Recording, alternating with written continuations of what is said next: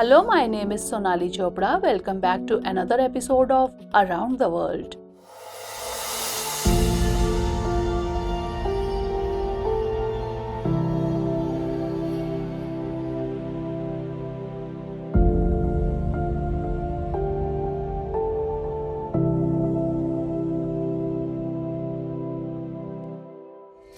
It is often challenging to keep everyone together. When one companion steps forward, another might be left behind. This scenario is also visible in international relations, where in the process of maintaining relations with one country, there is always a risk of damaging ties with another. However, in the present times, India has managed to rise above this dilemma to a certain extent, maintaining balanced relations with all. Demonstrating his unique diplomacy, Indian Prime Minister Narendra Modi recently visited Poland and Ukraine. The world's attention was focused on this move by India. Naturally, questions arise. Why did PM Modi visit Ukraine? Will this visit impact India-Russia relations? In today's episode, we will explore answers to all these questions. So let's begin the discussion. In 1979, then Prime Minister Morarji Desai visited Poland. After 45 years, an Indian Prime Minister set foot on Polish soil again. As India and Poland are celebrating the 70th anniversary of their diplomatic relations, it is notable that during World War II, Indian princely states provided shelter to Polish citizens. Diplomatic relations between the two countries were established in 1954, and in 1957, India opened its embassy in Warsaw. According to India's Ministry of External Affairs, the trade between the two countries amounted to over 27,000 crores, that is $3.4 billion in the 2021-22 fiscal year. However, the Indian Prime Minister Narendra Modi's visit to Ukraine garnered more attention. This visit was significant in many ways, especially since PM Modi had recently visited Russia and met with President Vladimir Putin, a meeting that was criticized by Ukraine and several Western countries.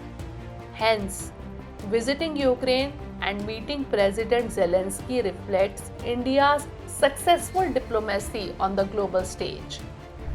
Ukraine, located in Eastern Europe, shares borders with Belarus to the north, Russia to the east, the Sea of Azov and the Black Sea to the south, Moldova and Romania to the southwest, and Hungary, Slovakia, and Poland to the west. After the dissolution of the Soviet Union in 1991, Ukraine became an independent nation, and India recognized Ukraine in the same year. Diplomatic relations were established in 1992. This visit marked the first by an Indian Prime Minister to Ukraine since its independence. During the visit, the two leaders discussed cooperation in defense, economic and trade relations, science and technology, and other areas. Looking at the economic relations between the two countries, it is evident that there have been over 17 bilateral agreements between India and Ukraine so far. In the 2000s, trade between the two countries increased, and in the 2019-20 fiscal year, India's bilateral trade with Ukraine amounted to $2.52 billion, with Indian exports accounting for $463.81 million and imports for $2,060.79 million. In the same period, there was an 18.68% increase in Indian exports compared to 2018-19. This visit has given a new dimension to the relations between the two countries. However, there has been widespread discussion about whether this visit to Ukraine will strain India-Russia relations. To answer this question, let's go back to 2014 when Russia annexed Crimea, a region that was part of Ukraine. As the dispute escalated, the matter reached the UN, where most Western countries condemned Russia. However, India refrained from voting in favor of any resolution condemning Russia and stated that it wished for a peaceful resolution to the issue, opposing sanctions against Russia. Similarly, during the Russia-Ukraine war, which began in February 2022, while Western countries openly criticized Russia, India avoided direct criticism and did not support sanctions against Russia. Despite numerous sanctions, India continued to trade with Russia. Given the current situation, it would not be wrong to say that India's foreign policy is now driven by its own interest, independent of international pressures. While standing firmly with its oldest friend Russia, India also supports peaceful resolutions through dialogue in the Russia-Ukraine conflict. Clearly, this is not a zero-sum game. The solution to this conflict can only emerge through mutual cooperation. It will be interesting to see how India's strategy regarding Russia and Ukraine evolves in the coming times. Now it's time for the Sunday special edition of this program, The World Before My Eyes, where we will discuss other significant international news. Recently, Malaysia's Prime Minister Anwar Ibrahim visited India, during which he met with Prime Minister Narendra Modi.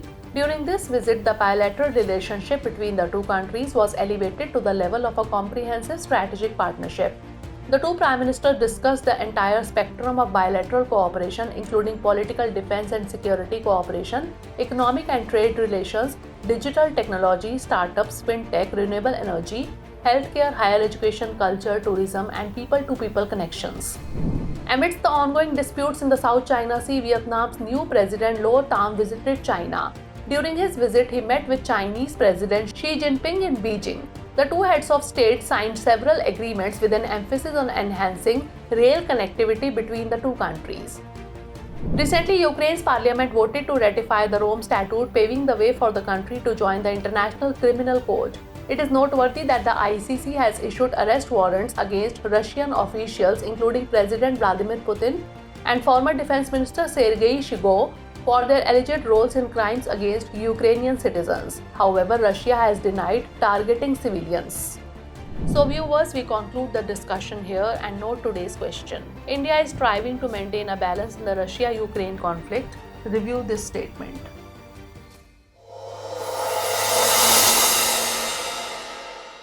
For more informative content, like, share and subscribe, and do not forget to press the bell icon to get the notifications.